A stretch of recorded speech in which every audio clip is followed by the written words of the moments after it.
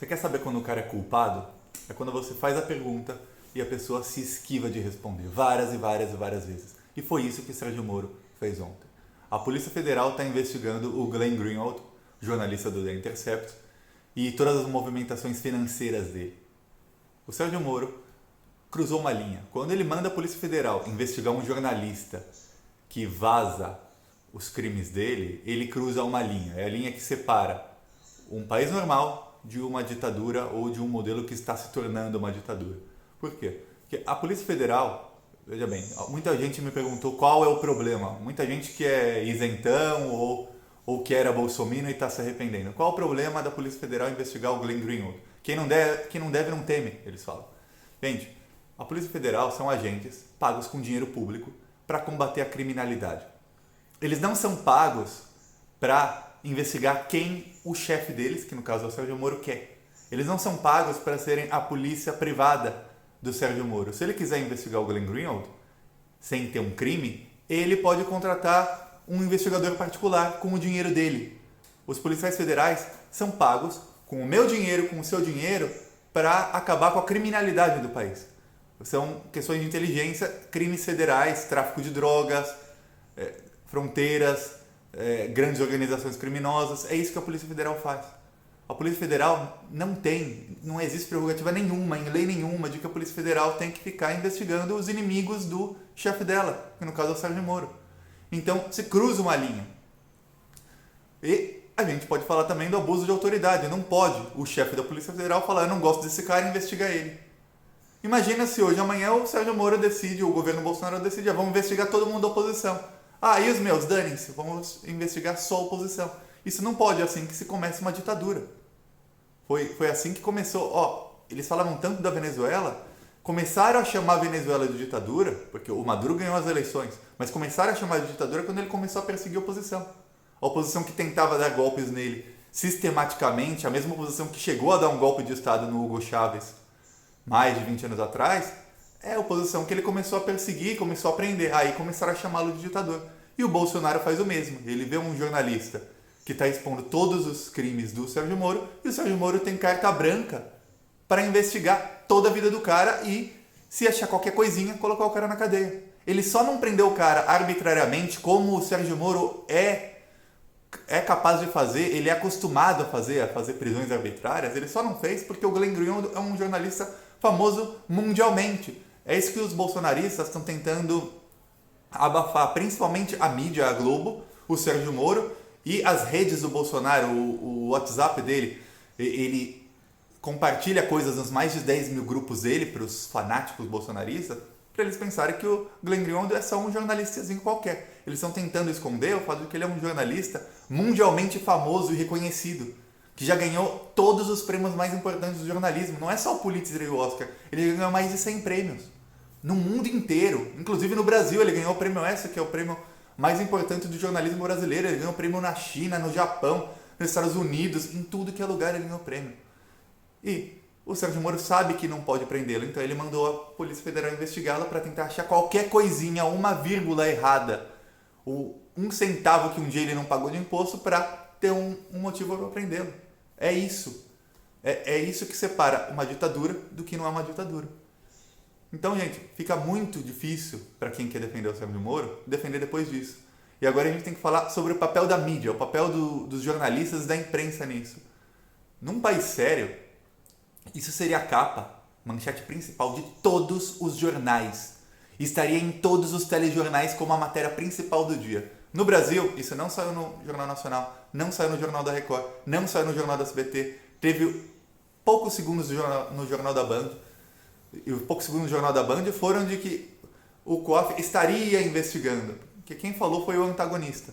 O antagonista, para quem não sabe, é o site daquele jornalista Augusto Nunes, que era da Veja, um jornalista lixo, e que é um antipetista, um vendido, e que ele está fugido do Brasil. Ele mora em Veneza porque ele devia tanto dinheiro no Brasil, ele ia ter que pagar as dívidas, ele fugiu para Veneza, ele mora em Veneza. E ele ganhava 70 mil por mês do governo Alckmin para defender o Alckmin. E isso eu posso falar sem medo de processo, porque isso é notório. Saiu na época notícia, 2015, 2016, logo que o site foi criado, que eles conseguiram, logo na criação do site, um patrocínio de 70 mil mensais do governo do estado de São Paulo, que era do Alckmin, sem licitação, e era um site que só falava bem do PSDB e criticava o PT. E agora, você já vê como esse cara é um vendido, agora ele se vende ao Sérgio Moro, ninguém sabe por quanto ou a troco de quê. Eles viraram o porta-voz oficial do Sérgio Moro. Eles falaram, o COAF está investigando o Glenn Greenwald. Não pode, isso não pode. É um abuso de autoridade. Num país sério, o Sérgio Moro sairia preso ontem na Câmara dos Deputados. Sairia preso. Aliás, ele saiu de lá meio fugido, porque o Glauber, deputado do PSOL, chamou ele de juiz ladrão, começou uma confusão, o Moro fugiu. Primeira confusãozinha que aconteceu, ele já saiu correndo, começaram a chamar ele de ladrão e fujão e ele não voltou. Foi assim que acabou a sessão do Moro ontem. Mas ninguém viu porque já tinha começado o Jogo do Brasil. E eu gosto muito de futebol, mas eu sei que futebol é usado muitas vezes como ópio do povo. É aquela coisa de pão e circo. O futebol muitas vezes foi o circo, enquanto o governo só dava o pão. Então, o futebol ontem fez com que as pessoas perdessem o foco do que aconteceu na Câmara dos Deputados. O Sérgio Moro fugiu ao ser chamado de juiz ladrão. O Sérgio Moro se esquivou da maioria das perguntas. Ele não respondeu, ele continuou com o mesmo esquema, com a mesma falácia que ele fazia no Senado. Uma semana atrás, 2 semanas atrás no Senado, o mesmo discurso. Ele se escora no hacker, se escora que o Glenn Greenwald conseguiu isso de forma ilegal. E a ex-assessora do Moro, o Moro tem uma ex-assessora que se demitiu e está escrevendo um livro. Ela falou, eu tenho certeza que isso foi fogo amigo, não tem hacker. Os procuradores deixavam os computadores dele ligados, sem senha, logados no Telegram. Qualquer pessoa que entrasse naquela sala e ligasse o computador, entrava no Telegram de qualquer um dos procuradores e de mais de um deles, porque eles trabalham todos no mesmo local, todos deixavam o computador com o Telegram logado. Então era muito, muito fácil para qualquer pessoa pegar as conversas de um ou de todos os procuradores que trabalhavam ali em Curitiba. Então fica muito, mas muito difícil o Moro se defender. Porque quando você acusa alguém de um crime, você precisa de uma prova. Se você não tem prova, é difamação. O Moro está acusando que tem um hacker.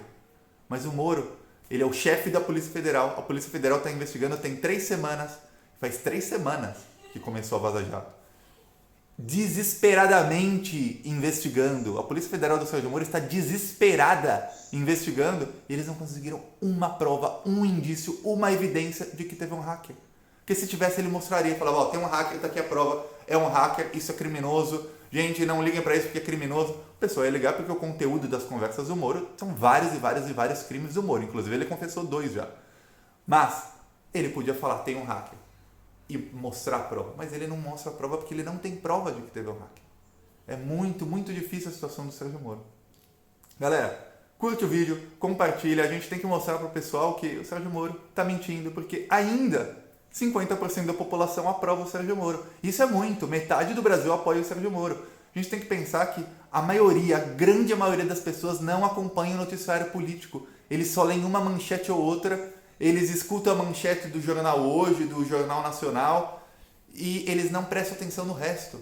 O pessoal não presta atenção no noticiário político. A gente, você que está assistindo esse vídeo, provavelmente, eu que estou fazendo o vídeo, a gente presta atenção, a gente lê o noticiário político, a gente sabe o que acontece, mas as pessoas não sabem. E as pessoas que não sabem, elas ainda acreditam que o Sérgio Moro é honesto e que isso são hackers mal intencionados do PT. Eles acreditam nisso. O brasileiro médio, a pessoa comum, acredita nisso. Então vamos espalhar, vamos compartilhar, curte o vídeo que também ajuda, deixe seu comentário que ajuda e vamos nos unir nessa para fortalecer a esquerda. Você vê um vídeo de esquerda? Assiste, curte, comenta. Não importa se é desse canal ou de outro canal. Assiste, curte, comenta, espalha. E absorve o que tem no vídeo e joga em conversa, principalmente com gente que não acompanha o noticiário político. Porque é muito fácil a gente discutir com o Bolsominion, mas o Bolsominion já está com a opinião dele formada. Não adianta a gente lacrar para cima de um Bolsominion, que eles já estão com a opinião formada. Quem vai ler essa conversa já vai estar com a opinião formada. A gente tem que conversar com quem não acompanha o noticiário político, com essa pessoa que a gente dificilmente chega nele. Esse é o cara que decide a eleição. Essa é uma dona de casa que está muito ocupada, ela não sabe o que está acontecendo, ela decide a eleição. Ou um estudante decide a eleição, gente que não está acostumada a ver o noticiário político. Então, vamos fazer isso, gente. Falou.